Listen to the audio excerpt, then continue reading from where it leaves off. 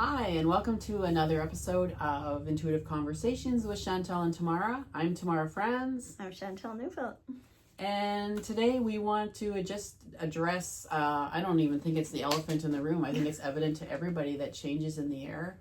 We're living through a time that can look really chaotic on one level, and then on another level, I think a lot of us recognize that we've been due for a long time for a wholesale change in the way we operate, the way we live on this planet.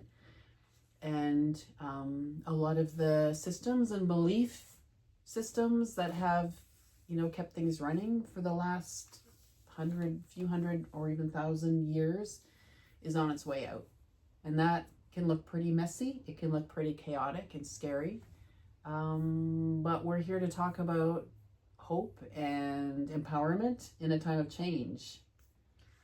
Yeah, so the last episode we talked a lot about your Camino experience, and it's wonderful. And while you were gone, I had, a couple of dark nights of the soul myself. My sister was in the hospital for a while.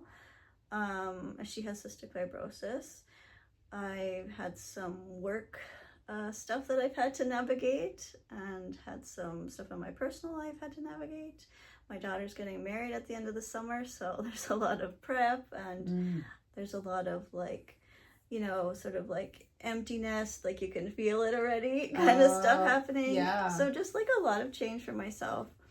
The biggest life lesson that I had recently, of course, Sonia Choquette, who we love, she was telling a little story about disappointing others, how we've gone our whole lives not wanting to disappoint anyone. But then she took the word apart.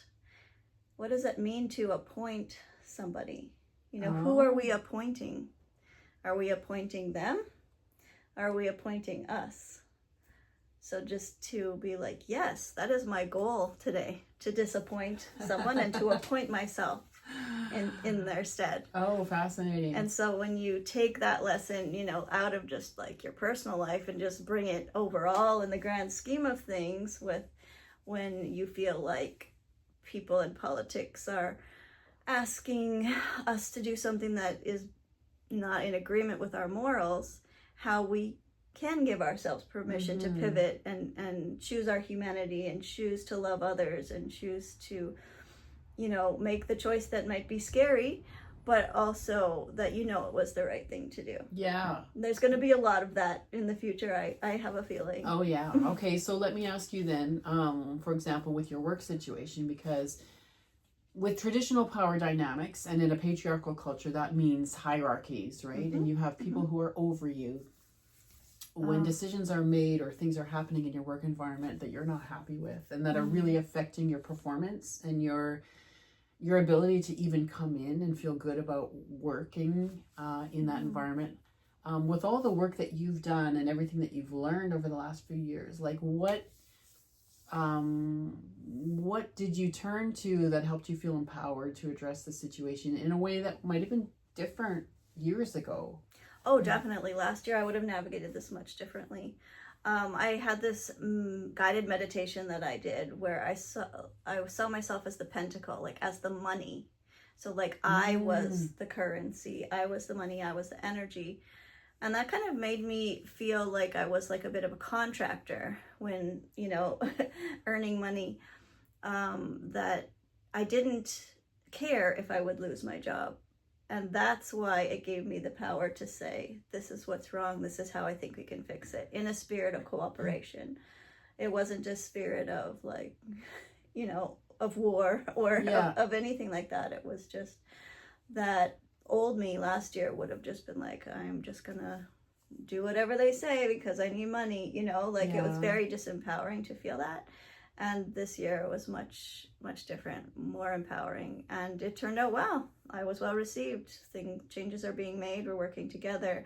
I feel like I'm working in collaboration, cooperation, and not that I'm a slave in a hierarchy. Yeah. So that mind shift is so important. And I think more and more we're going to see how the dynamics do shift when we choose the route of empowerment rather than victimhood.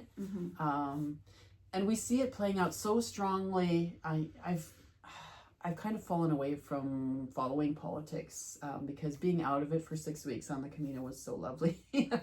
I haven't been watching the news, but I do see the headlines, and I know how the powers that be operate. But you see the minute someone actually stands up in their power and says, I'm not taking this BS, you know, they step back. And I think that, you know, we've been so conditioned to know our place and to not step out of it. And there's so much strong conditioning around that, that we're so hesitant to step boldly forward and assert our own power. But it makes all the difference when we do. And I think that is, you know, the next step in our human evolution is that we learn how to step out of victimhood and into empowerment and, you know, do away with all of these hierarchies. And I don't care if you have billions of dollars. You don't have any more power than I do. Yeah, I'm just seeing this whole thing about like dependence and enslavement, you know, where we give our power away to a politician, to a pastor, to a lover, when we could be in more sovereignty and empowerment. Like,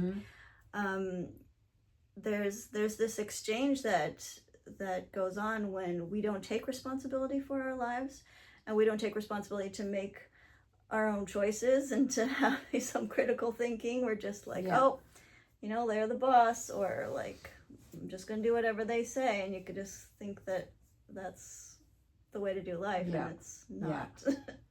And we have to realize that no one is going to confer that power on us, not even the people who love us, because we're so conditioned into these power dynamics, and nobody wants to rock the boat. Nobody wants to question or create uncomfortable situations.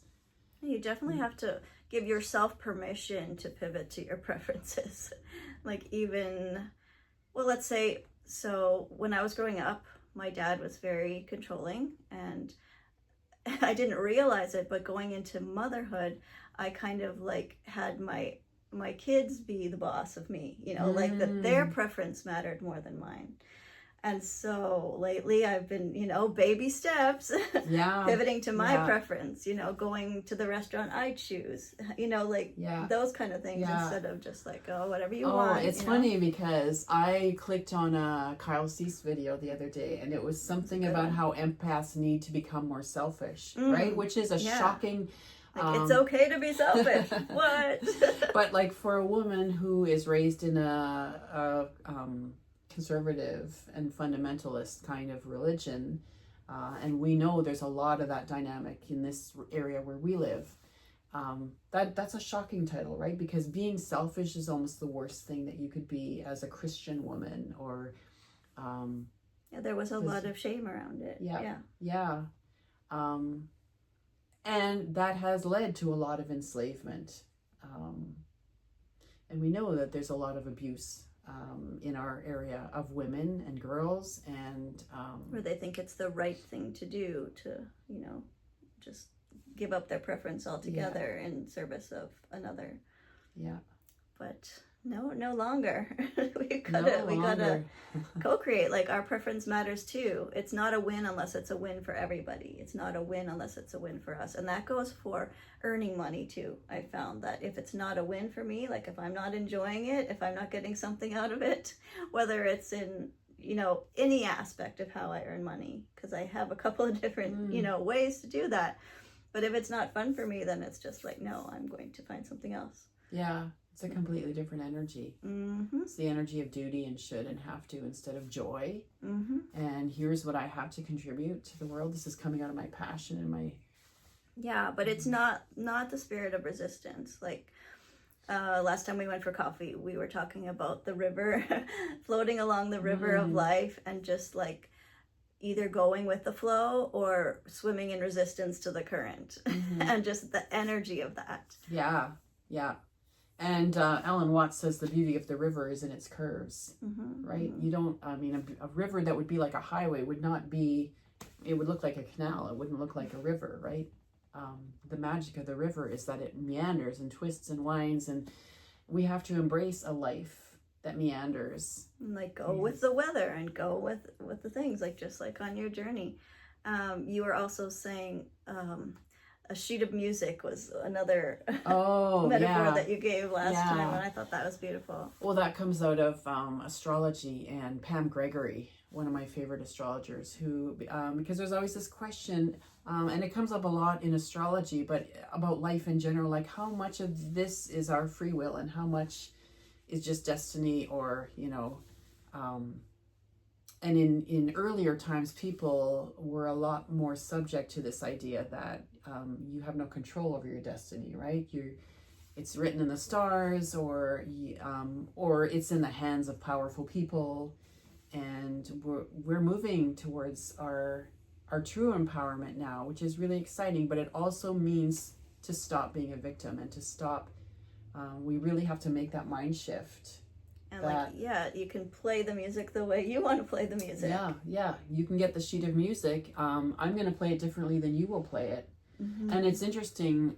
Many years ago, I got free tickets to a concert, and it was a competition. It was a young performers competition in Ottawa at the Performing Arts Center. There were 3 performers. So these were the top 3 that were vying for the big prize. 2 of them were pianists, and they both played exactly the same piano concerto, Rachmaninoff's second piano concerto. And so the first person played really well. The second person came up. I knew it was going to be the same thing, and I thought, this is going to feel really long, hearing the same piece all over again, 3 movements. She sat down and she played 3 chords, and you could just tell it was completely, like, her mastery was different. It was magical, and it was completely evident that she was playing on a whole different level than this other person who had played really well, but her soul was in it, and it was amazing. Yeah, and so like we all have different gifts, and with astrology, it's so clear that we all have like strengths and weaknesses, and I feel like I've been embracing my weaknesses lately, because they're not weaknesses. Like, yes, I was shamed as a child for a lot of the things. And yes, some of the relationships in adulthood I've had to navigate, are because of the weaknesses that are listed in my astrology and stuff. But like, that's how I was meant to be. That's how I play the music. Yeah. And to just embrace the humanity of that. Like, and we also were talking about poker cards. Like, when you get like, not everyone has all the cards, right? Like, they're divided up, and you have to play your hand the way that, like, with the cards you're dealt, with the good cards and the bad cards. Yeah, but if you master the game, you can take a crappy hand and play it like a master, right? And that's the thing about astrology, and I think this applies too for any characteristic or quality that we have. It's a neutral energy, right? Any planet, any sign is a neutral energy, but you can go into the shadow side of that energy and play it like a victim or a villain, or you can go into the mastery side of that energy, right, and play it like a master musician or a master poker player. And we're in a time where we have to embrace mastery and take responsibility for the energies that make up who we are, the gifts, the talents, the characteristics, because we can all learn to play them with mastery. And that's true empowerment, when we, stop falling into victimhood. And my mom used to tell me when I was a kid, I got into trouble or whatever. My standard response was always, "I couldn't help it. I can't help it." Total victimhood. And for me, it took a cancer journey to really realize how much I lived in victimhood and gave away my power. And it's been a journey to empowerment. But I think anytime we take on a challenge or face something difficult, like, confronting a work situation that's not working at all for us, or going to walk 800 kilometers across Spain, it builds our sense of empowerment. It reminds me of a quote that you were sharing with me earlier from was it Watts? Alan Watts? Yeah. Oh, I love Alan Watts. Yeah. Do you remember that quote, or do you want to read About, it? was it the one about the river? Yeah. Oh. And while you're looking that up, I had a quote that came to me this week from Eckhart Tolle. It says, "Whatever the present moment contains, accept it as if you had chosen it. Always work with it and not against it." And I love that, because like we can just work with things, and then we can co-create with life, with people. Yeah. So what is your okay, this one's there? a little longer, but It's yes, gold. I recommend ya. Alan Watts. If you're on the journey to empowerment, go on YouTube, look up Alan Watts, and you'll find multiple videos. It's very empowering. Life is movement. It is always in motion, always changing, always unfolding. And when you try to stop that movement, when you try to hold things still or force them in a particular direction, you create tension. You create friction between your expectations and reality. That friction is what we often call suffering. Think about the river. It doesn't ask where it is going. It doesn't try to skip the rocks or avoid the bends. It flows because that is its nature. And the beauty of the river is not found in its straightness, but in its curves. Likewise, your life is not meant to be a rigid line from point A to point B. It is meant to meander, to surprise you, to take you through forests you didn't plan for and valleys you never dreamed of. But if you're too busy trying to paddle upstream, you'll miss the magic of where the current is trying to take you. Yeah. Trustful. That says it all. It really says it all. Yeah, there's so much about trust, and it's very Taoist, isn't it? Mm-hmm. Recognizing where the flow of life is taking and just relaxing into it. Mm-hmm. Like those, where you go in the inner tube and just float down the current for a few kilometers and then get out and And that really helps when facing loss too, loss of any kind, to, just remember the circle of life and how everything has beauty in a way, everything has lessons, and it's just a way to trust in another way. Yeah. Alan Watts also says that life is not meant to support our comfort. It's meant to push us toward growth. And that is the heroic journey, right? I think one of the most empowering things for me about embracing that model of the heroic journey is it teaches you to expect challenge in life. There's a certain way of thinking in some conservative Christianity where if things are going hard for you, it means you're not right with God, right? And you get a diagnosis like cancer, and then it's like, well, what did I do wrong? Where did I go wrong? Or or your child, you're experiencing hardship with your child, and where did I go wrong as a parent? And this whole belief system based on sin, a fear-based belief system, that starts with we're broken, there's something wrong with us. It pushes us to always be trying to fix the problem. Or be perfect, and which is unattainable. And it's so disempowering. So disempowering. But if we embrace the heroic journey, it's like I expect challenges to come because that's how heroes are made. And I have the inner resources to navigate it. Yeah. And I will not be called into a heroic journey if life hasn't prepared me to take it on. And so, yes, it's the trust fall into the journey, and knowing, just like I shared in our last podcast, that when the dark night of the soul comes, or when there's a crisis, you can navigate it. You totally can find your way, and you're never in it alone. Yeah. Right? The current is there. The current is always in the river. Yeah. So I guess that Yeah. that sums it up. So while you're watching the news and reflecting on all the chaos that's happening, the current is underneath all that. That's just all the flotsam and jetsam that's floating down the river, that's fallen in, but the current underneath it knows where it's going. Yeah. All right. So until next time, keep following your heart song.